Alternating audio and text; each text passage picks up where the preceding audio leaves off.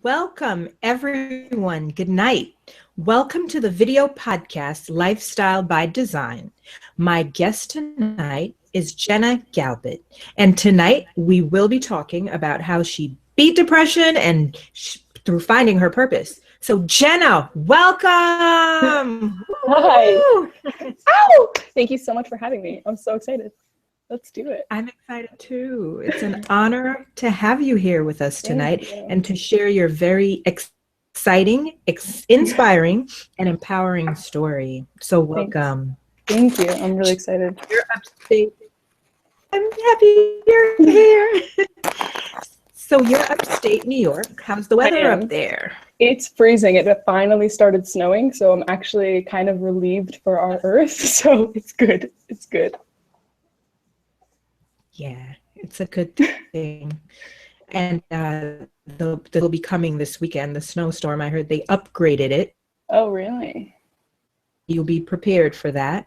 I will be prepared. I mainly stay home and do things online, and I barely leave my house. I also have a new obsession with fitness DVDs, so I don't leave my house as much as I used to.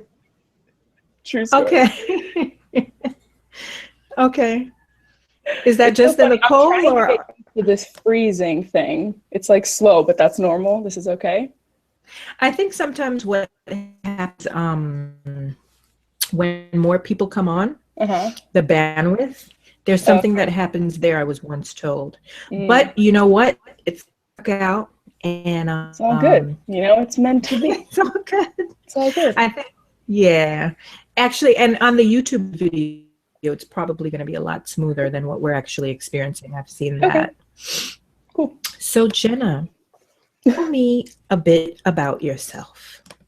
Okay. So I'm 25 years old and I'm an inspirational writer and a motivational speaker and a spiritual life coach. And what all that means basically is that those are just titles to showing that I do my best every single day to help people and make the world a better place.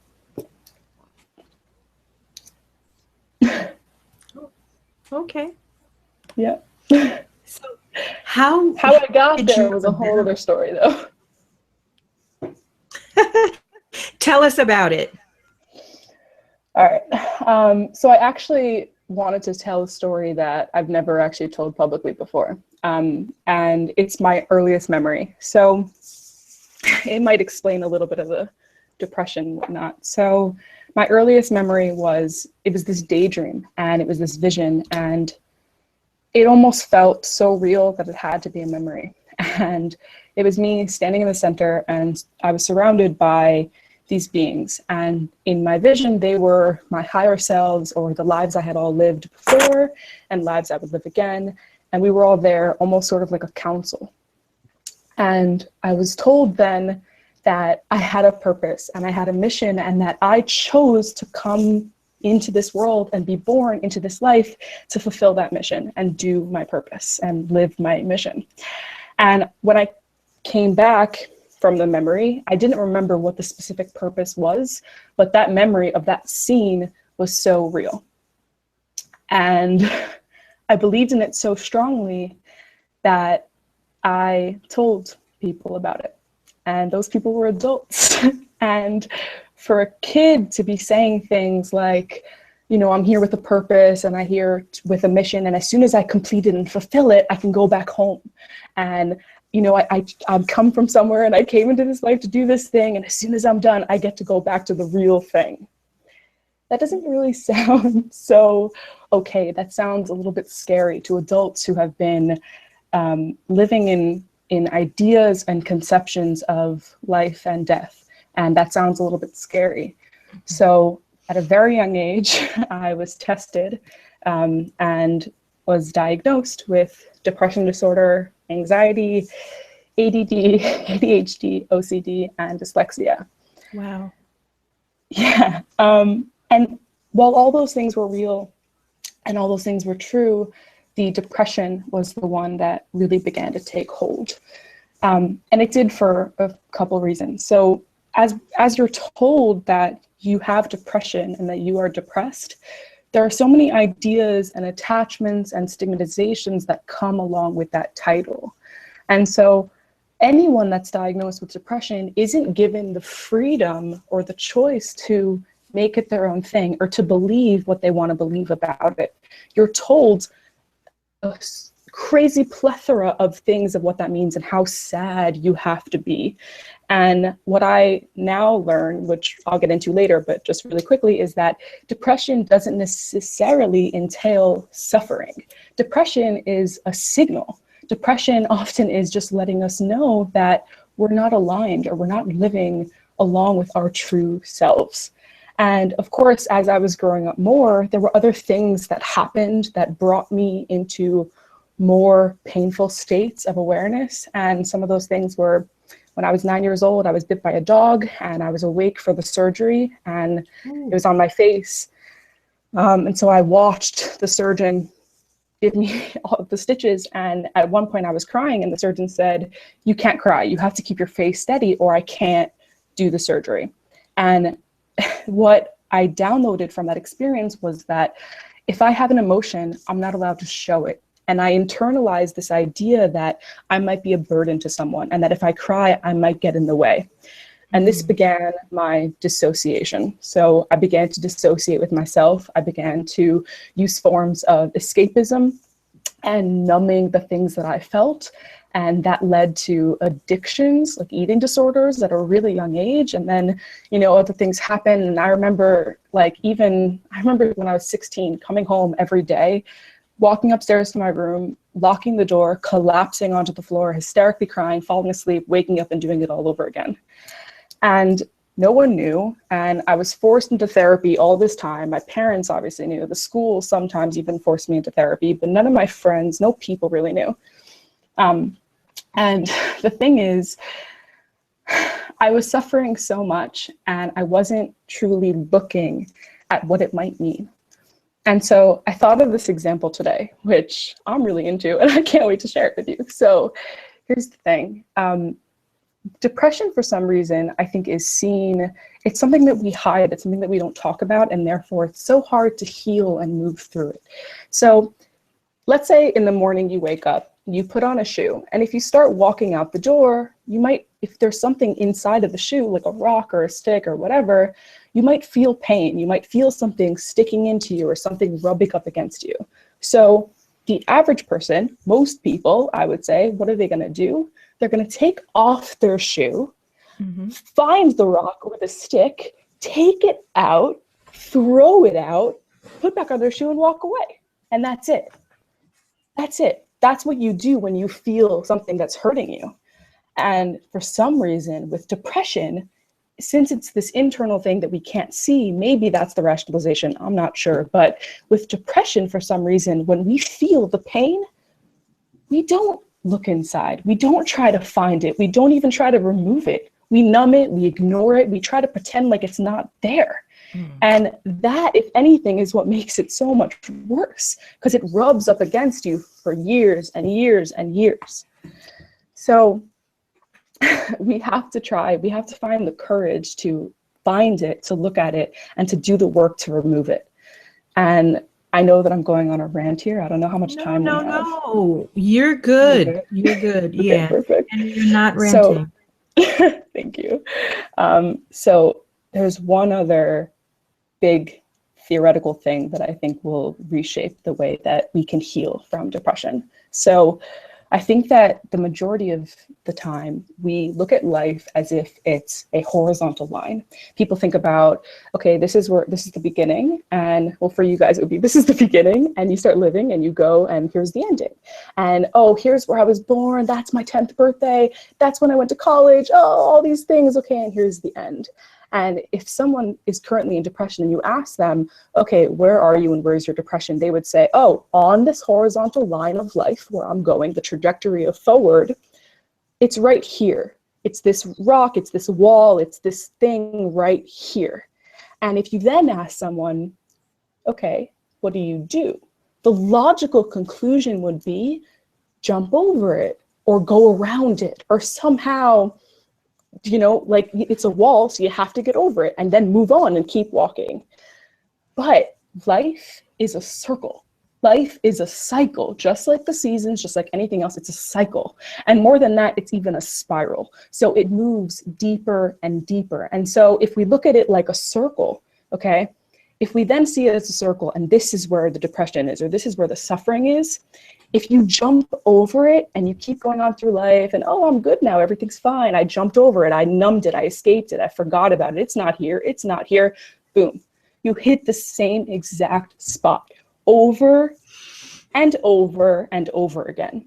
And the problem is that the longer that we escape it, the longer that we don't sit with it and do the work, it festers, it boils, and it goes deep into our subconscious and pulls up crap from our childhood or past life shit or whatever else you want to believe in that's hiding there. And it makes this depression so much worse with all the extra sticky attachments. So then the third time or the fifth time or the sixth time that you hit this depression, it's so much harder to deal with. And that's what happened to me, because all of my life till I was 20, every single year I hit it. At least once I hit it and I pretended it wasn't there. I jumped over it, I ignored it, I numbed it, I escaped it through terrible means. And finally, when I was 20, for the first time ever, I sat and I thought to myself, you know what? Maybe there's a reason for this. Maybe this thing comes with a lesson or something to teach me. Maybe there's something inside of this that I have to get at. And if I don't sit with it, it'll just come back again later. It will. So that's when I decided, okay, I can't just get over it. I have to get within it. So that's the whole beginning of the story, I'd say. You're obviously very aware, and I feel, my belief is that you are an evolved spirit and you were going through maybe a test. But what if there's someone who is not as evolved, and they just don't have an understanding and they're not asking themselves the right questions. And maybe, because someone said to them, you are depressed, they decided to keep this, this is their destiny. Like, What would you say to someone who's in that position? Okay. So first of all, thank you. Totally. I'm not willing to say undeserving, but I appreciate it. But the thing is that we are all only evolved as much as we're aware. And so I can't say that I am totally with wholesomeness. I am an evolved soul. I didn't come into life an evolved soul, and I'm definitely not done evolving now. Right. I'm only at the level of my current awareness. And so this whole idea of what would you say to someone then? For 20 years, I wasn't evolved and I didn't believe in it. And I was at the level of my awareness then. And the thing is that you have to, even if you have to suspend your disbelief, you have to try to believe, agree, feel your intuition, feel your gut, ignore all the crap that's been told to you, because all of it is a lie. Every single thing, it's a lie. You are whole, complete, healed, wonderful, and full of miraculous accomplishments just waiting to be actualized. Every single one of us is.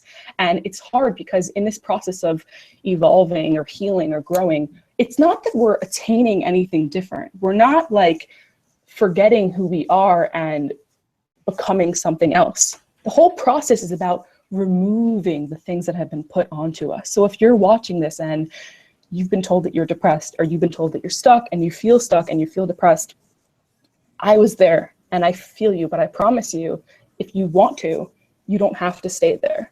And the only thing that you have to do is you're not supposed to change who you are. You're actually supposed to become more of who you are. And we're going to talk, I hope to talk more about this, it's like a strange concept of backwards evolution of we come into this world knowing everything. We come in perfect. And then our society kind of gets us a little dirty and grimy with all these crazy ideas. It's wild. Have you ever experienced depression? I would say yes, but I think for me, it was because of situations and circumstances that made me depressed, made me feel depression. Yeah. And, a little bit of nature too. I know when that's about to come, because all of a sudden my emotions are like heavy. I'm like, why do I feel this way? Yeah. So that's, And I love, so you just reminded me of something that I really wanted to share. In our society, it seems as though we're split up into some strange dichotomy of people who are normal or sane or healthy, and then people who have mental disorders or diseases. Mm-hmm. And it's so ridiculous, because the truth of the matter is that it's a spectrum. Human emotion is a spectrum, and we find ourselves in some range on that spectrum. There is no one person who has never felt depressed or sad or angry or hurt. It's impossible. And so if you have been told that you're really depressed, it's not that you can't possibly, I know I was told you'll never feel happy without therapists and medication. That's something I was told. And I'm guessing if you're there, you probably told some kind of lie also about your state. But I promise you that you also have the full range of human emotion. And so you have the ability to choose where you want to be in that range. You have the ability to choose your frequency, choose your vibratory state, choose the type of feelings that you want to attract, and the things that you want to emit, and the place that you want to be in your life. Okay. So tell me, it's pretty interesting. Depression is a pretty interesting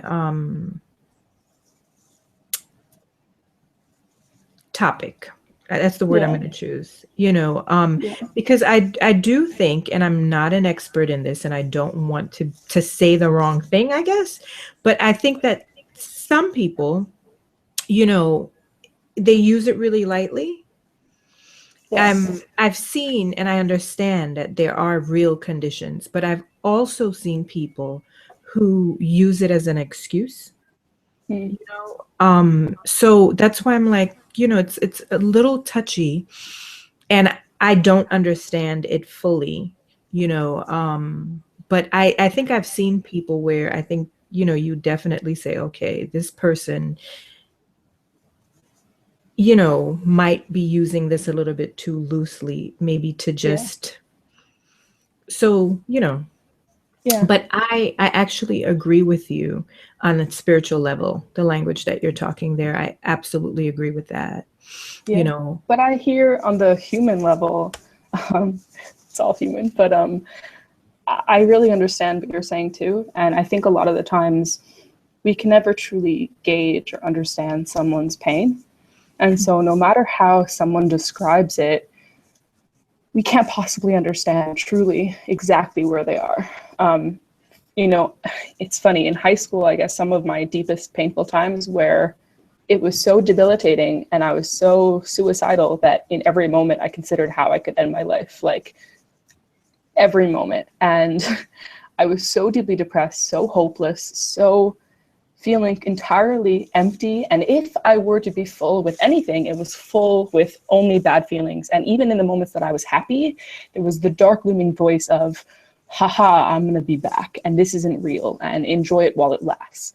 And all those negative feelings and the depression itself, in some strange way, it felt almost like there was comfort in it. Like it was a dirty, deep, dark wool blanket that was bug infested and itchy and terrible.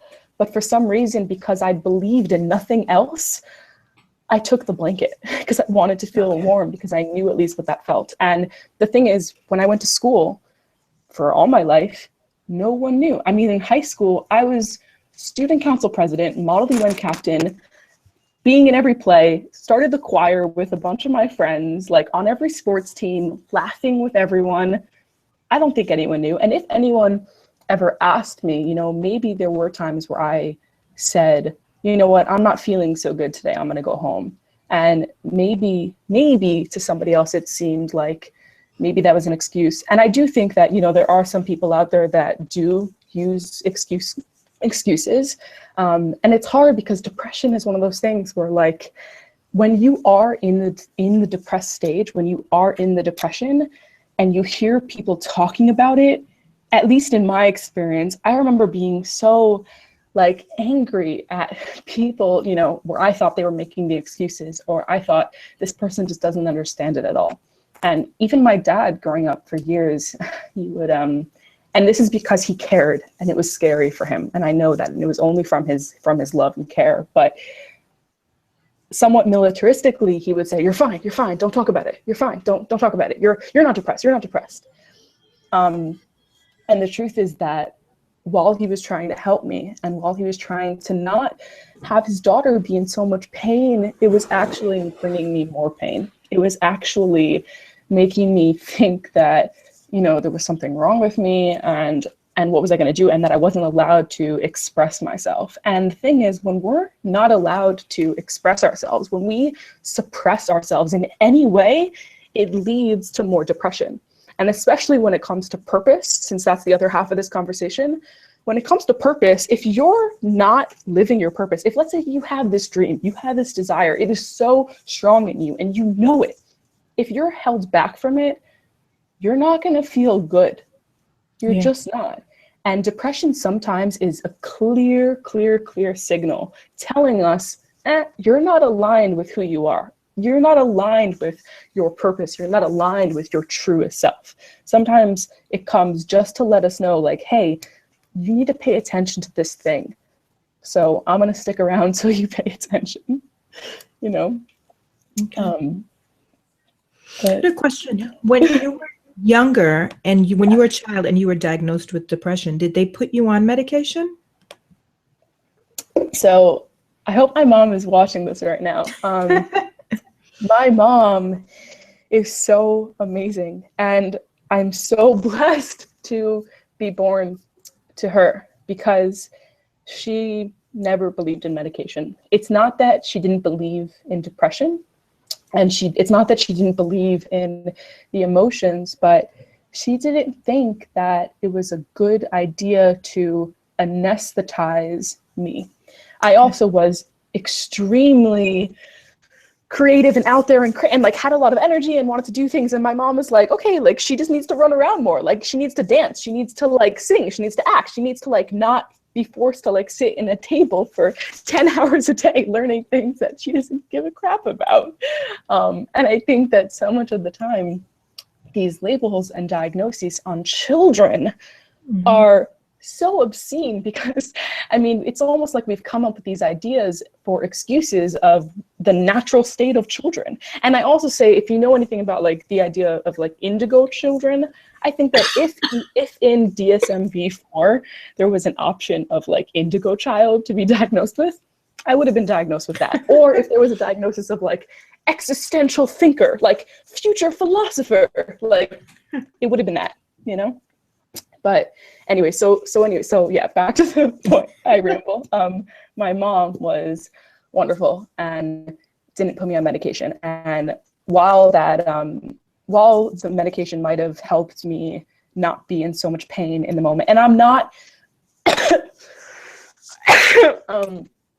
I don't have such a strong, if you're really hurting and you can't think of anything that's going to help you, and you're considering ending your life, please, like, go on medication. I'm not here to say don't ever touch the stuff. In fact, I think it was about twice when it got really, really bad, I sought out a therapist and a psychiatrist myself, and I got the medication. I started taking it and I stopped taking it. So it only starts working 4 to 6 weeks into you taking it, and I stopped within 2 weeks because I have a personal stance. For me, I don't think that I wanted to deal with my depression differently. I didn't want to mask it or to lessen the emotion. I thought that it was really important for me to feel the amount of pain that came with it.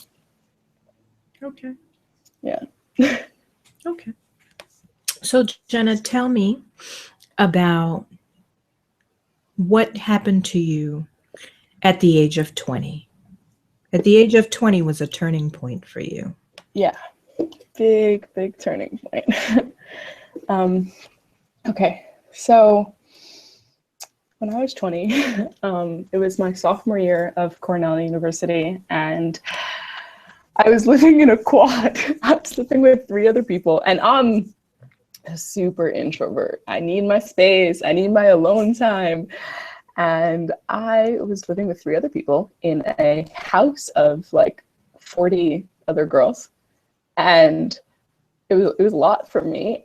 And everything kind of happened at once. I had just transferred out of the hotel school and got into a rocky situational, me and my dad's relationship at that point kind of fell apart because I had left the school that he always wanted me to go to. And so our relationship was in this really horrible place. And I was really taking that really hard. And I still wasn't sure what I wanted to do. And I was taking classes, and I was taking 22 credits in one semester. And I was trying to do yeah, it was too much. And I was trying to do everything. And because I don't take medication, typically if it takes someone like 1 hour to read something, it'll usually take me 4 hours to read the same thing. So I was staying up.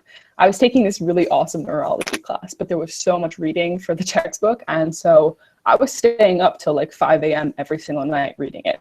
And it was hilarious because as I'm reading this neurology textbook, I'm learning how much sleep deprivation hurts your brain. I'm learning how much not eating right hurts your brain. I'm learning how much like everything and how serious neuroplasticity is. I'm learning all this stuff.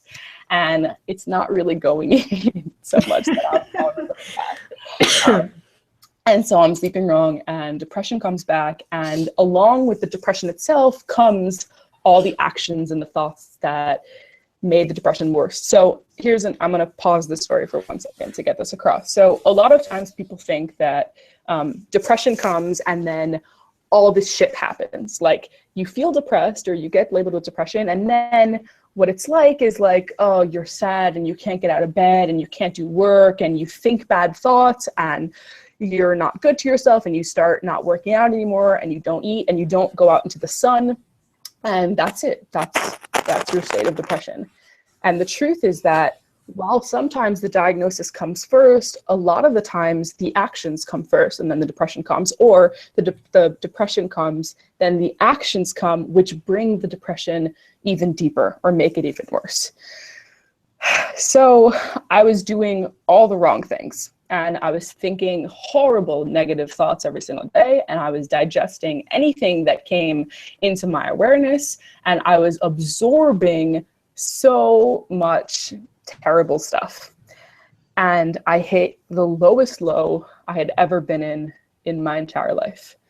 And it was really terrifying. And this is one of the times where I went to a psychiatrist and got medication because I was really close a couple times to taking my life. And that really scared me. So I went to a psychiatrist and started the medication, but then I stopped 2 weeks in. And I stopped because while I was unraveling and while I was falling deeper and deeper into this seemingly endless black hole, a thought came to me where suddenly I thought to myself, wait a minute. Okay, if this isn't new. I've been here before. It might be different because it's deeper and darker and scarier this time around, but I've been here before. So if I've been here before so many times, if I leave this now, if I escape this, if I run away from it, what's to stop it from coming back again? And maybe it's here to tell me something. Maybe it's here to teach me something. Maybe it's here to serve me something. Maybe it's not really my enemy. So with that thought, I decided to go into the direction of my depression. And I decided to go within it. I decided to allow it to take over me. I decided to feel it for the first time ever. I stopped drinking, I stopped using drugs, I stopped using sex, I stopped using everything, I stopped using food, I stopped using every single old addictive, enabling, numbing or escaping created in the past to numb my pain. And for the first time ever, I sat with it. And that's also what led it to be one of the hardest times in the world because it was so painful. And it felt almost like on top of my depression, I was also going through all these like withdrawal symptoms. And so it was really hard. And my mom really wanted to send me to a depression rehabilitation center because it got really scary at a certain point. It was bad. And I thought I was going to have to leave school. I was not going. I was not doing well at all. And I was in this place for probably like 6-8 months or so. I honestly, time is a very strange thing when you're in that mindset, but it was probably 6 months or so. And so I came home after all this time back at school, feeling it. And when I came home for winter break, I didn't tell any of my friends that I was home. And I laid in bed and I uncontrollably was sobbing and crying and trying to get out whatever had to get out and trying to be open to the message that was coming. And I spent like 20 days or however long winter break is just in my bed crying hysterically. And then one of the last days I was home, I suddenly woke up around like 5 a.m. And I'm from Miami Beach, so I was at home at this point. And this thought came to me of water, go to the beach. And I've never really gone to the ocean. I didn't know why the thought came, but I thought it and it felt so real. And I was in such a trance-like state that I went. So it's like 5 a.m., it's pitch black, there's no one out. So I go onto the beach and I sit down in the sand and I close my eyes. And at this point in my life, I knew nothing about meditation or Buddhism or any of that. I had no idea. But I sit down and I close my eyes and there was stillness. There was nothing. It felt like everything, every sticky attachment, hard thing that I was dealing with just emptied, just flew out of me. And I was sitting in this place of infinite potential, of everything and nothing. And it felt like the first time that, it felt like something I had never conceived of before. It felt like complete and utter freedom where every single fortification of self that I had, every idea, every label, every title, every experience, every pain, everything that I had was gone. And I was sitting there, in amongst the rubble of my old self and watching it being swept away and just sitting in the foundation of it all. And from that point, there was such clarity and serenity and a sense of grace that I opened my eyes as the sun was coming up and was watching it like sparkle on the ocean.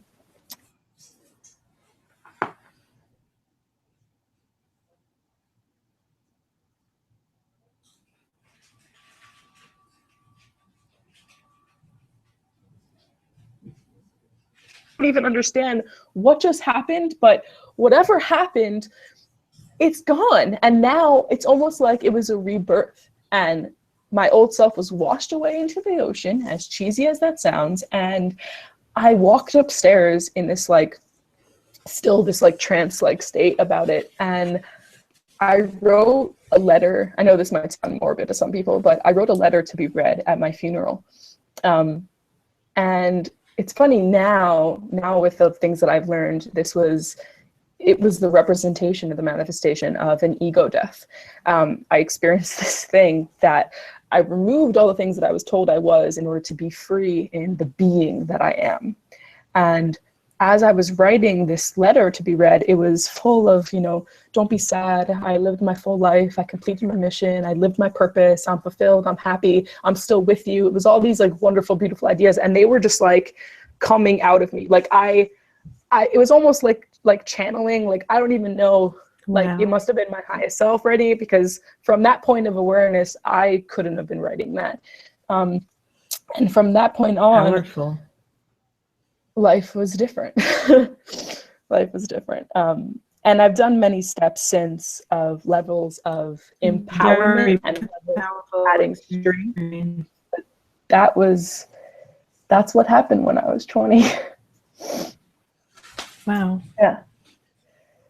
That is a extremely powerful, very powerful experience that you had. And, it is like a rebirth, the ego dying and now you're living from the self, and that's so powerful. So now being in this place, and you let it, you dealt with it, you sat there, you said for 20 days, and you were in the middle of it, and you came out triumphant, excuse me. Yeah, triumphantly. I did. So from that point, after you wrote your letter, what did you decide to do? Okay. So at that point, I knew that I wasn't willing to ever again be anything that anyone else told me I should be. So I kind of went backwards, and I started thinking to myself, who was I before the labels? Who was I before all this stuff came to me? And that first memory that I shared with you at the beginning of this call came running back to me, and I remembered it then. And I started thinking, okay, I know that I want to change the world. I know that I want to help people, but I still wasn't sure what that really meant. But at the time, I was studying philosophy, psychology, and neurology, and minoring in film. And I thought to myself, it was a lot. And I had a mentor who I met. He was a professor in my film class, and he became almost like he was my spiritual guide. And he was Buddhist and a Jungian psychotherapist and a professor.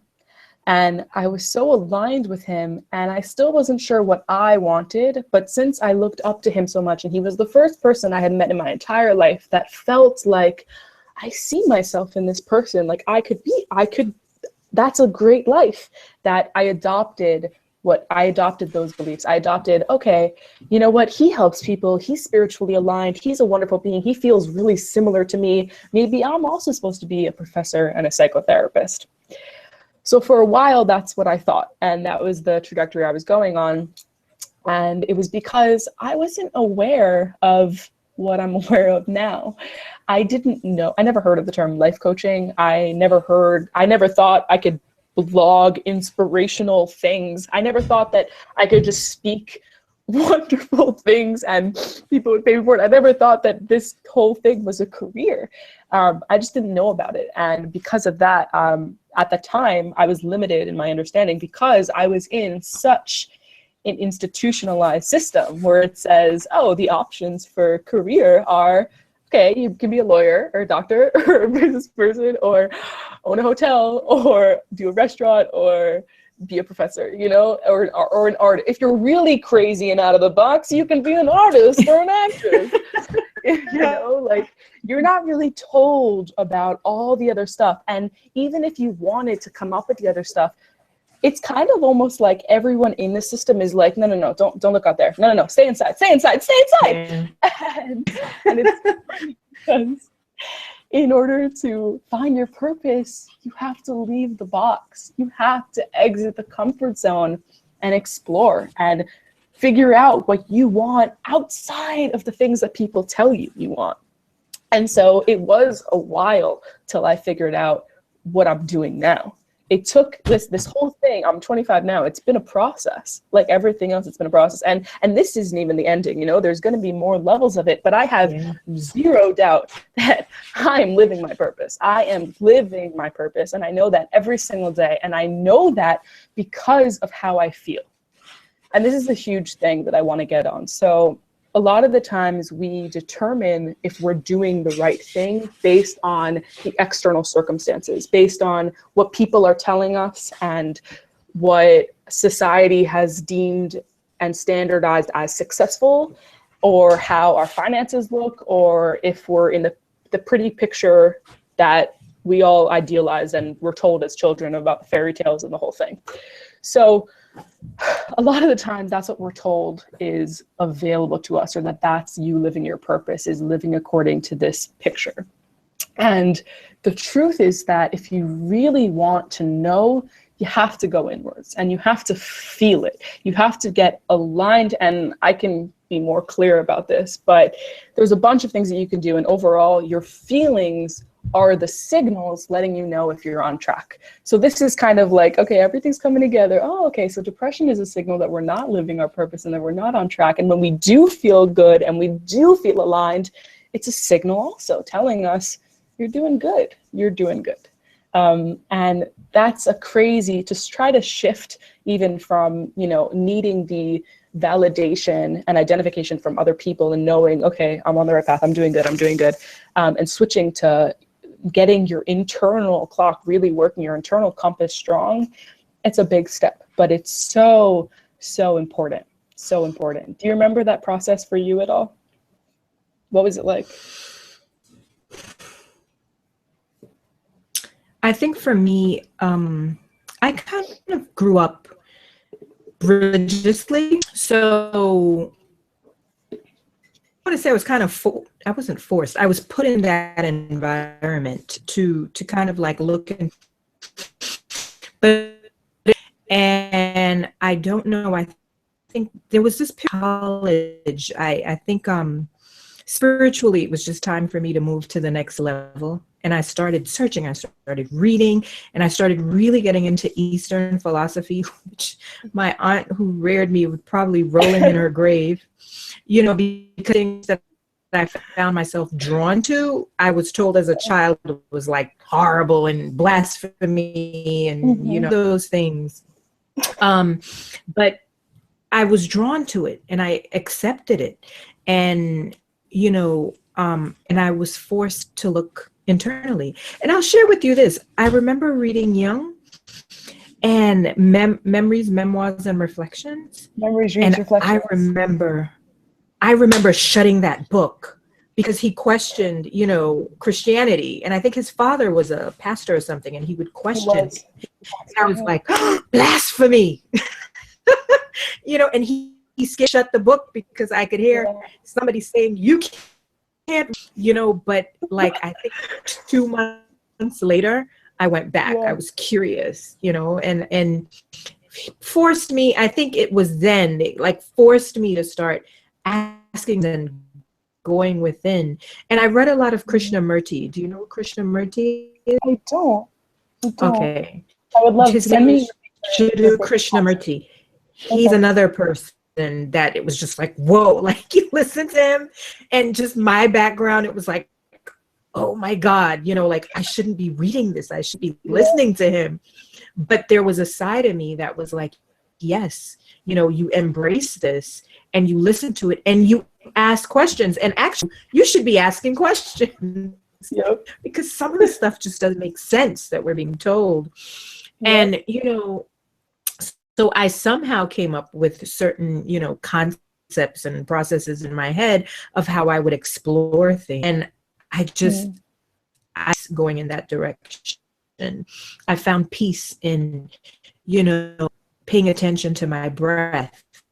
I found peace in going deep, dark within myself and exploring and asking questions and, you know, getting in that trance-like state and hearing messages and voices and, you know, just like having these experiences. And I'm like, wow, there's so much to us, you know, and just you different, and it's so powerful. And that is all available to us, you know, like you mentioned before. It's available, it's waiting for us, and it beckons us, it calls us to do that. But sometimes we don't, we have so many distractions, you know, and the outer world, the illusions out here, they draw us in more than what's happening inside, you know, but everything is inside first, you know, it's within first, without, you know. Yeah, absolutely. So did I answer your question? It's so funny. You know, we have a bit of similar backgrounds. I was raised modern Orthodox in a monotheistic religion, and I was always questioning it too. It's not that, you know, I think religions are wonderful, and if you believe in a religion, that's great. And if that brings you closer to yourself and the representation of God that you believe in, that's wonderful.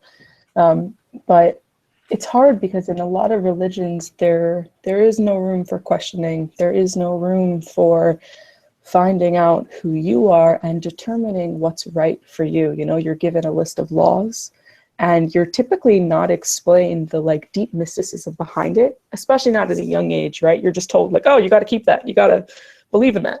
And that never worked for me. The idea of doing something without reason was really difficult for me. It was really difficult. And so maybe I was inclined to turning inwards, but I think it's something that, you know, we're all souls in a body, and it's all the same experience no matter where you find yourself currently on your path and your journey, because we all came here to be human. We all did. We all signed up for this. Experience. Yeah. We sure did. Yeah, we sure did. And I gotta tell you, it's stormy sometimes, but it's worth it. It sure is. Sometimes you find yourself saying, did I really sign up for this? Yep.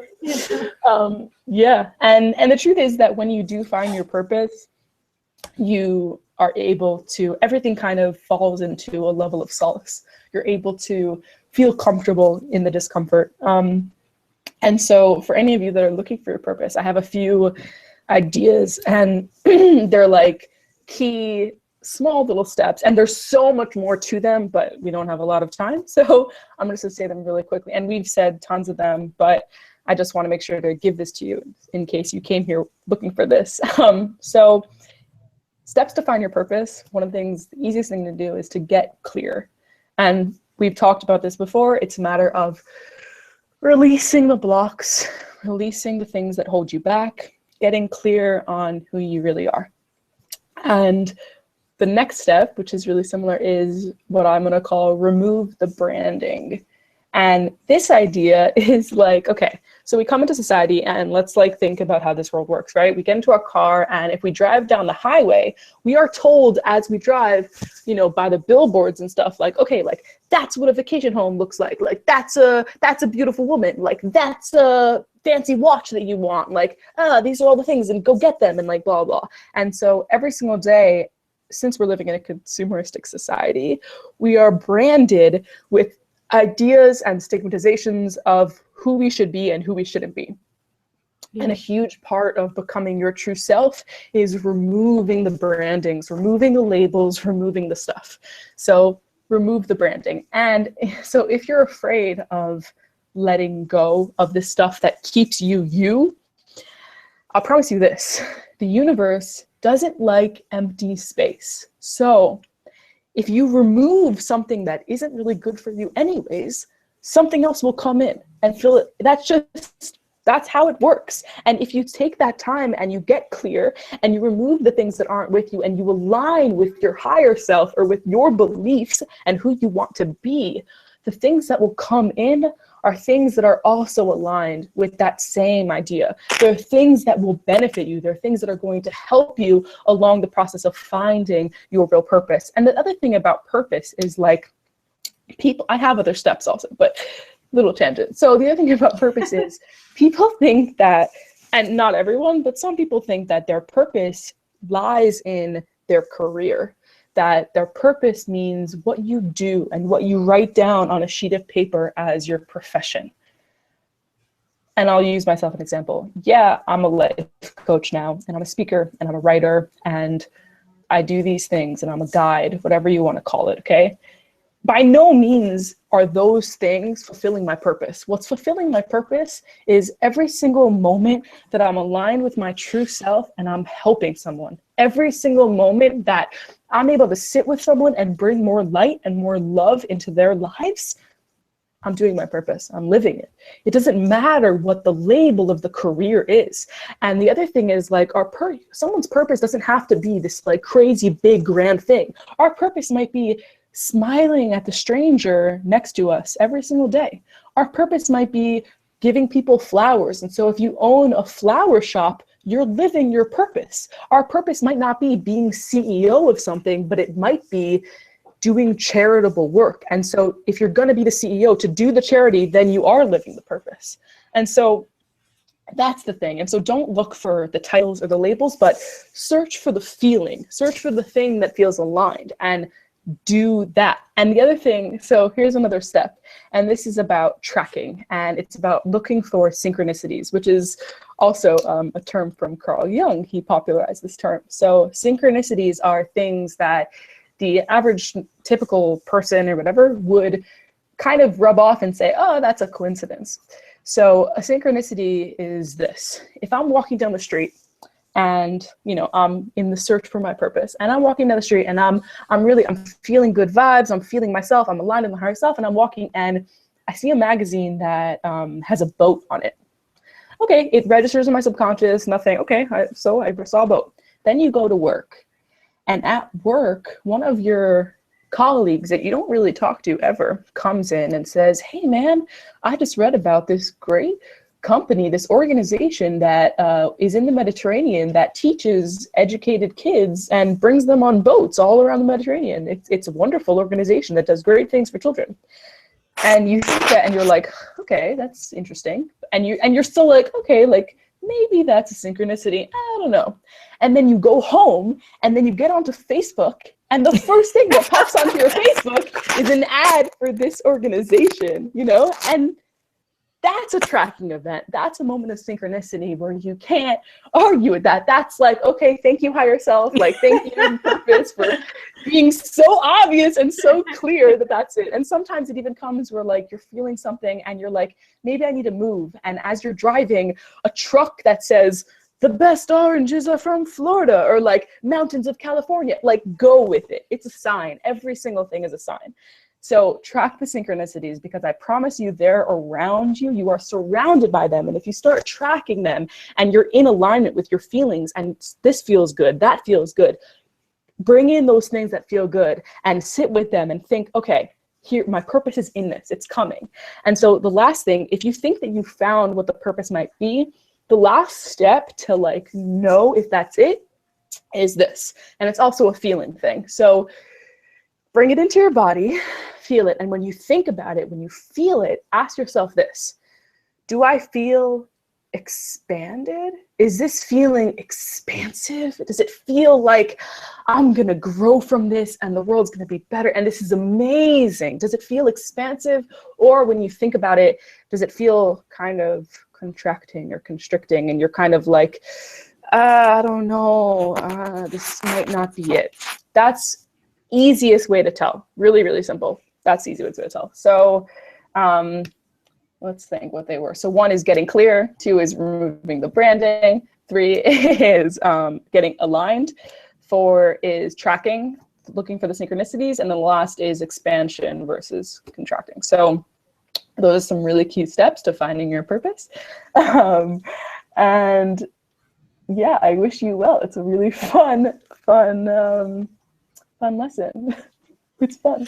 That's amazing. It's really amazing. And your story is so inspiring and empowering. And that's why I wanted to do this podcast with you, because you went from a really dark place, especially being as a child, you know, Yeah. and growing up with all these ideas or labels of who you are, you know, and it plagued you, and it really had weighted on your soul that you contemplated taking your own life. And then, you know, you found a way to deal with it, to go through it. And you know, you said wash it away, but I see it as like you kind of walk through hell and the fire melted away and the light came out. You know, and from this light, you are now the shining light. And because you experience that, you are a light for people who are going through this now, you know, and you can help them because you've been there. You know what it's like. So you truly are able to understand them and empathize with them, because that was once you. And because you are shining so bright, they can look at you and say, I can do that too, you know, and that is beautiful. Not only is it beautiful, it's one of the gifts, you know, that we have been granted as humans. And it's that power that we have, that we can do this, you know, we can walk through it and come out on the other side. We just have to want to do it, and you wanted to do it, and you were reminded by your guardians, that you're here for a reason. You're here for a reason that's bigger than you, girl. And I honor you for that. I really honor you for that. And you are free. I can feel your freeness over here, I'm sending you a virtual hug and love, because I can totally just feel it, feel my hair, and that's really powerful, very powerful. I love it. Thank you. And go on, don't stop now. Is there anything else that you'd like to add? Maybe there was a question that I didn't ask, anything that you feel is important, a special message? There's one other thing that you said on the webinar that I would do and that I wanted to talk about, but I just want to respond to what you just said, which thank you so much. It was really beautiful. So this whole thing, I truly believe at this point now, I'm so grateful to my depression. I'm so grateful to every single label and all the things that plagued me and all the hardships that I've been through, because they did make me me, and it enables me to be the healer that I am. It helps me help people, and so I'm so grateful for it. And it's not about becoming the light. It's about enjoying the same light and living in the same light that we all are, and reminding, it's not about people coming and being like, oh, you're so great. It's about reminding people that they are so great, because when they see you as a representation of themselves. That's what this is. And that's what we have to do, and remind people that it's all about that, and that we are resilient.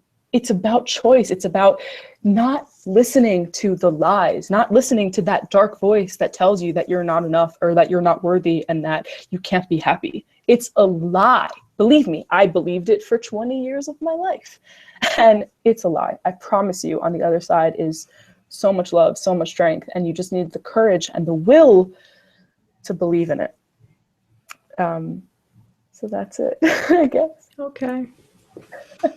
I hear you loud and clear. Yeah. And I honor you for that. Jenna, I want to thank you so much for spending your Thursday night here, sharing your story and dropping jewels on us.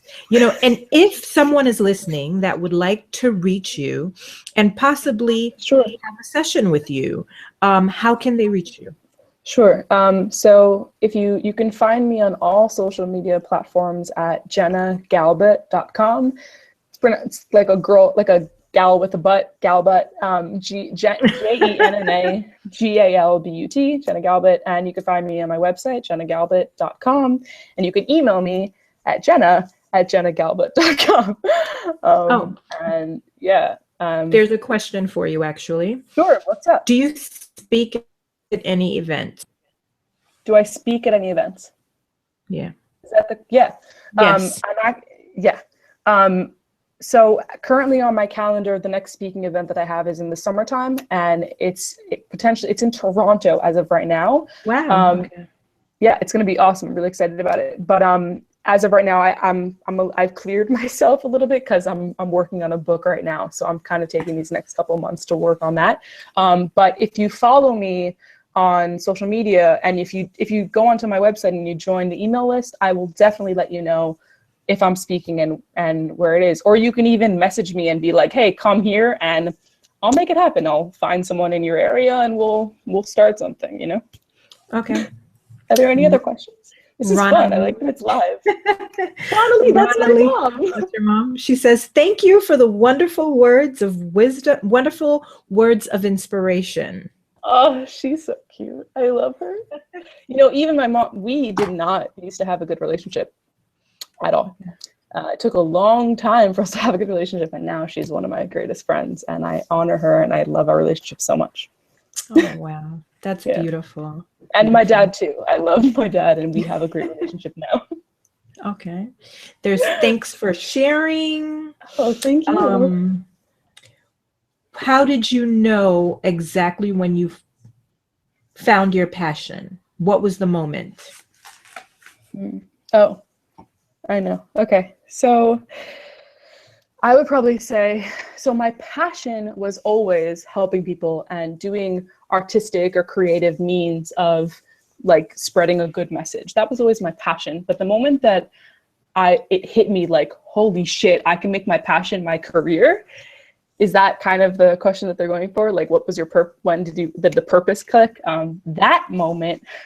So after my third year of Cornell, I was in a terrible relationship, and I was studying what I was studying, and I was like, you know what, I'm done. I'm done with this. I'm done with school. I'm leaving him. I'm leaving school. Everything. I bought a one-way ticket to South America, and started backpacking. And I started This is 3 years ago, and I started writing. And initially I was writing because I was journaling, and I was always journaling for personal reasons. And I started incorporating my notes from my adult psychopathology class and my human bonding class and my neurology classes. And that's when I started seeking spiritual books and reading what is love and what is relationships and all this stuff. And as I'm writing my own notes for all of this, I'm thinking about it, and all of a sudden the synchronicities start coming. And suddenly people from places that I didn't even know, like people I hadn't spoken to in years, and strangers along my path that I was walking in South America, would come up to me and they would ask me questions about love and relationships. And I was just a person writing a journal. And I would give them advice, and I would sit with them, and I would listen to them, and I would tell them the things that I was thinking and working on and conceptualizing about the false identification of love and its really cathexis, and the ideas of real love and true love. And I started talking to them about it. And every time I talked to them about it, there was this light in their eyes, and it felt like a burden and a weight was lifted off of them, and they felt like, wow, like I can accept what happened and I can move in the direction of real love. And it was after a couple times that happened that I was like, holy shit, like maybe I know maybe there's something in this, like maybe I have to do this. And that was a clear moment. And the other moment that came with that is initially I had all these voices of self-doubt, like initially I was like, who are you to help these people? And who are you to write this book? Like, you're 23 years old, like, come on, like, get over it. And then I kept on searching for more books, and I kept on searching, and I thought, I found problems with all of them. I was like, okay, this book is geared towards 50-year-old women who are already divorced, and I'm 23 and I need something for young age. But then when I saw the younger ones, I was like, okay, you know what? This isn't scientific enough, or this isn't spiritual enough, or this isn't technical enough, or whatever it was. And a lot of them were like almost patronizing or condescending towards 20-something-year-olds, as if like we hadn't experienced love and whatever. And I was like, there needs to be something. And I started complaining. And then another magical synchronicity happened where I stumbled across, I think it's a Maya Angelou quote that says, if there's a book out there that you want to read, but it hasn't been written yet, you have to write it. And it was like, a ton of if that wasn't clear enough for you. Right? Oh my God. Yeah. So that's when I started writing the book. And that's when I started the journey of, okay, I got to start believing in myself. And that's the other thing. So when you feel your purpose, when it starts to come to you, I know that when it comes, typically you're not necessarily always ready for it.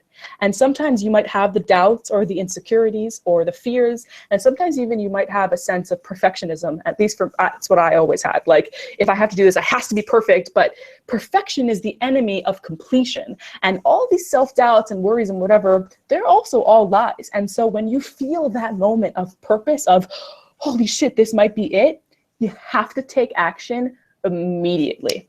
It's such a big deal. It's not only about, it doesn't even matter if that action in physical reality leads you to the fulfillment of the purpose, but it's about taking a step in your will. It's about showing your higher self, the universe, the angels, the world. It's about showing the energy around that I'm serious about this and I'm doing this. And it begins to create more synchronicities to come to you. It brings in more things that are going to help you fulfill your purpose. So take action immediately. Other thing you got to do, sorry to say it, is remove the people from your life that don't support or encourage your mission. Very important. It's really important. It's really important. And I know that that's hard.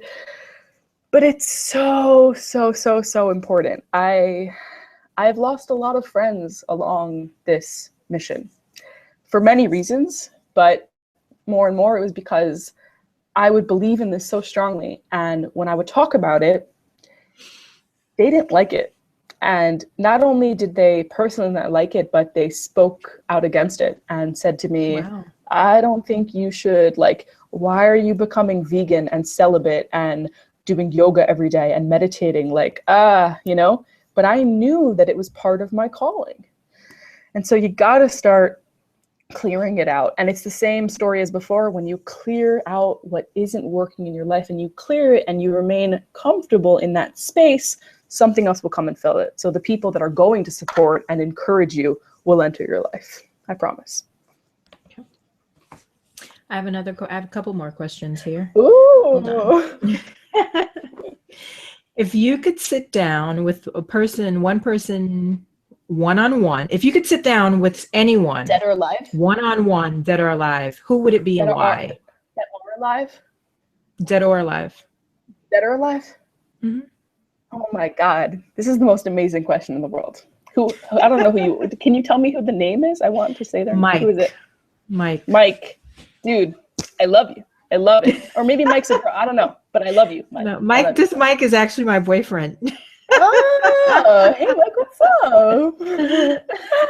Oh my God, I love it. Okay, so, wow. Okay, so when I was young, it's kind of really nerdy, but my idea of heaven was, like, this is literally what I thought heaven would be like, was kind of like the School of Athens painting, if you're aware of it. Like, I thought it would be me sitting around this big oak table with all these ancient philosophers and artists and like all these intellectuals, and like we could talk about ideas and so anyways, this really excites me. Okay. I'm so excited about this. You know what, because we've said it so much and the synchronicity as well, I would have to say young. Yeah. I would. I think he was such a brilliant mind. And sometimes I think, you know, maybe I was him in a past life because I'm so connected to him.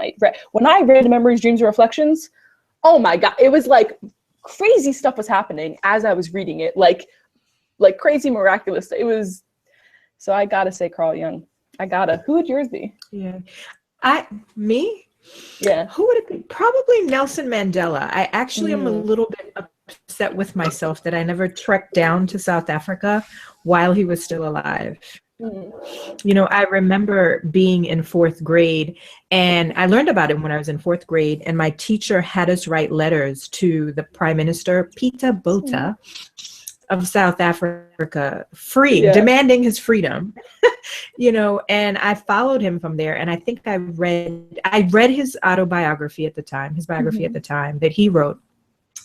And it was just so beautiful. And after I read it, I was kind of like, this man sacrificed everything, like Gandhi. And he was also influenced by Gandhi.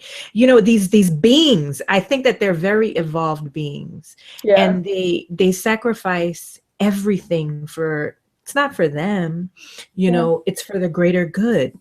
And there are people like that, you know, maybe not as famous, but it's rare. It's very rare, you know. So for me, it would be Nelson Mandela. Actually, my last daughter, who's 6, when I was pregnant, we were calling her Nelson Mandela while she was in my stomach. So, and I have a really good girlfriend. Yeah. I have a girlfriend who to this day calls her Nelson. You know, but her name's Satya, which means truth. Oh, I love that. Does she have similar vibes? You know, his tribal name means troublemaker. I can't really pronounce it. It's like Rodelala, but it means troublemaker. Like that. And my little one is very direct.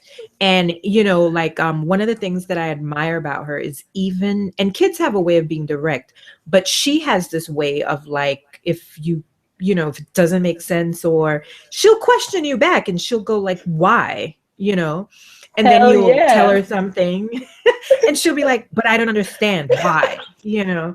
She's got a really strong personality. You know, I love that. We need more of that, you know. I know.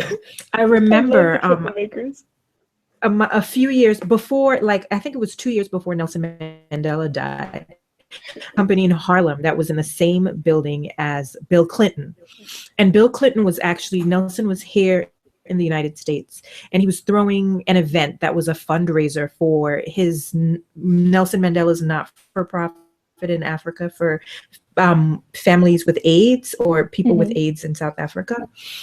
And so everybody knows like how passionate I was about this man. Like the security in the building, they were usually alerted by the Secret Service, and Bill would come in at a special entrance. Like there was all this stuff that they would do. Right.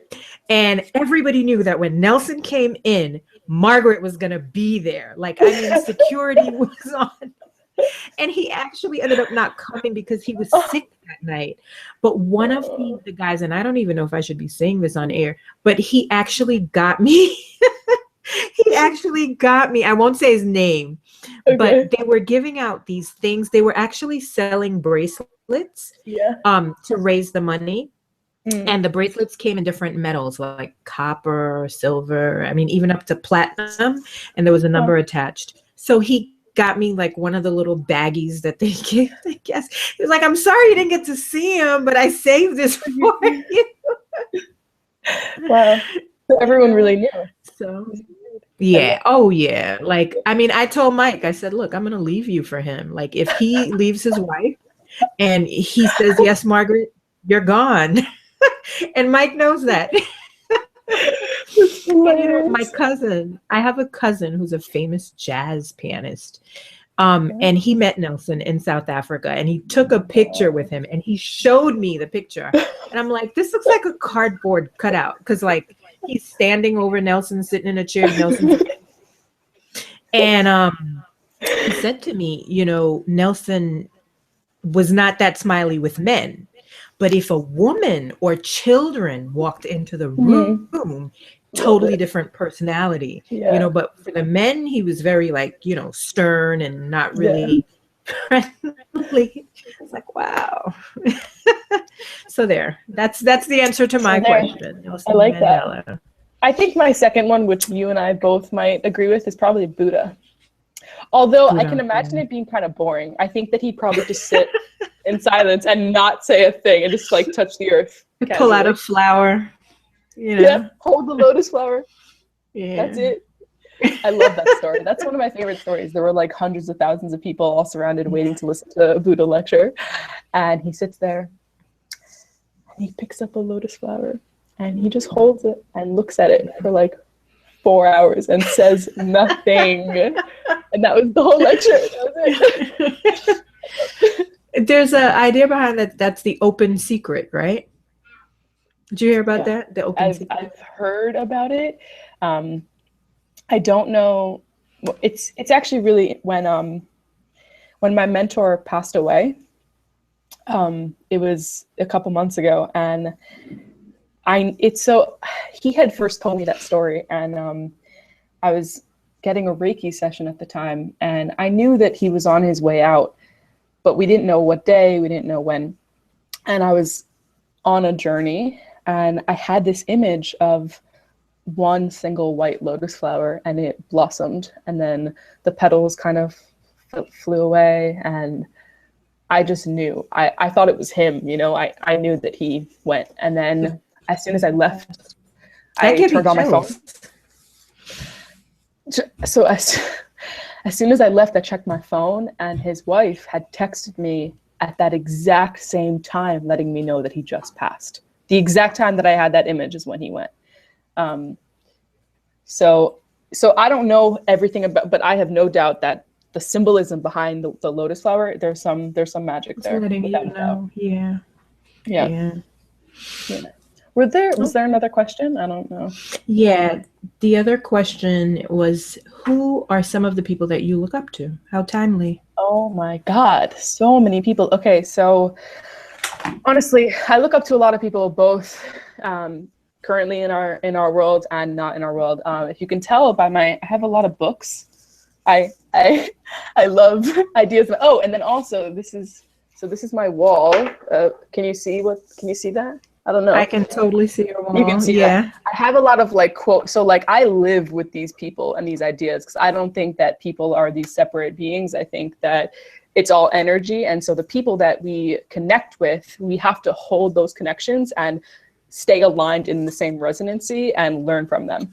So all with that said, I got to say the people that I really look up to and admire, I'll start with some of the ancients that are freaking amazing. So obviously Buddha, Carl Jung, Dale Carnegie, Napoleon Hill, amazing.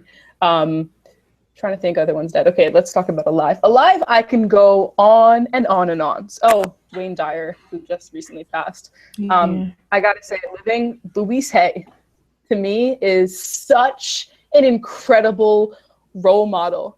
And she, I mean, I'm obsessed with Hay House, and if you don't know this publishing house, you gotta look into them.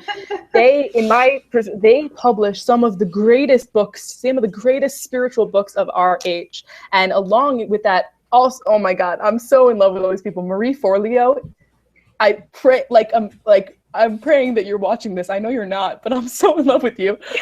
Marie Forleo. I think she's so wonderful. I love her. Tony Robbins is a huge inspiration too. Gabrielle Bernstein, wonderful, amazing speaker. I saw her live and was completely blown away. Like completely. I've never seen another live performance that was, it was like I felt the whole room, the energy, it was insane. So she's a huge inspiration. Oh my God, I can go on and on. You know what? I'm gonna write a post about these things and like the whatever best books that influence me or whatever, or the people that I look up to, and I'll send it to you because there's tons, and there's tons in different ways. Like Joe Rogan and Aubrey Marcus are huge inspirations to me too, and they're somewhat in like a different phase. They're not like in the like typical positive spirituality, but they're so connected and so conscious and so aligned, and they also talk about plant medicine a lot, which I'm really into.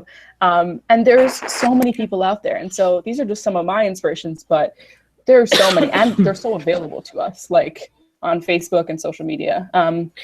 So I look up to those people. Excuse and me. I look up to my higher self, which is something that I think we all need to do. I think that sometimes we get a little bit carried away in the idolization of real people, when everything that we experience in the outer world is a reflection of our internal world, and things that we resonate with, the only reason that we like those things and find them inspiring is because they're resonating a truth that we have within us. And so if we just align with our higher self, we can get direct answers and inspiration from that source instead of from an actual person, which is a limited source because it's coming from a body to a body, versus the higher self, which is, if you can align and attach within that, limitless, endless inspiration. So I think your higher self is also who you should be looking to for inspiration. And I do. Thank you. I like that. That's actually, that'd be a great quote there. Thank you very much. It's so funny. All of my quotes on social media, the majority of them come from like texting conversations where I like go on a rant and I'm like, oh, that was a good one. And then I make it into a post. You know what's funny? I was on Instagram the other day, and this fitness girl that I've been following for like the past 4 years, who lives somewhere in Texas, there was like, her picture was the first one, if that wasn't synchronicity, because that was about the time you and I were going like to schedule you. Yeah. Was a Jenna Galbut quote. I was like, wow. That she reposted? Okay. She reposted it. Oh, I like that. Who's the girl? She is a hold on. She's like fitness nut. Oh. I used to follow her because I have this goal of doing a physique competition, and she used to do physique competitions. I don't know her name offhand. When I find her scrolling, because she's always posting, I'll send it to you. That's so funny. That was obviously pretty cool. That synchronicity that it happened literally around the same time. I love that. I love that. So yeah, but definitely let me know, because I love. I'm like super active on social media. I like respond to people all the time, and I'm always like messaging and stuff. So I would love to know who that is so I can thank her. Okay. Yeah. I'll look for her after we get off. I'm sure I'm going to be obsessed because I don't remember her name. I see her. I just don't remember the name. It's all good. So how does it work now? Does this go record? Does this get on YouTube now? Yes, it will. But we are still on live, and I'm going to say thank you. Because our guests are still on too, hanging in there with us. Guys, I love that you're hanging with us. Who's got other questions or ideas or wonderful poetry that they want to share? Anything. We're here. Oh, that's nice. Yeah. You like that? Yes, thanks for sharing. Oh. So, Jenna, thank you. Don't go in, Jenna, you don't go anywhere. But I want to thank everyone for joining us live. This is my second time seeing this. We've been having so much fun. And have a wonderful night. And again, I thank and I honor my guest, Jenna Galbut, who is truly amazing. And if you want to reach her, contact her. You can do so at her website, JENNA Galbut, GALBUT.com. You'll be able to find her there. And she's all over social media. Margaret, thank you so much for having me, and to all of you, thank you so much for having me, because this is a co-created experience that we all had together, and I'm really grateful for everything that we experienced together in this hour. I feel like I've come to clarity on certain things in my life, and I hope that it brought you some clarity and some peace and some things to look forward to too. And I'm so excited that now we're all connected, and this is just wonderful. I'm really happy. Thank you so much for having me. Thank you. Thank you. Same here. Thank you, and have a good night.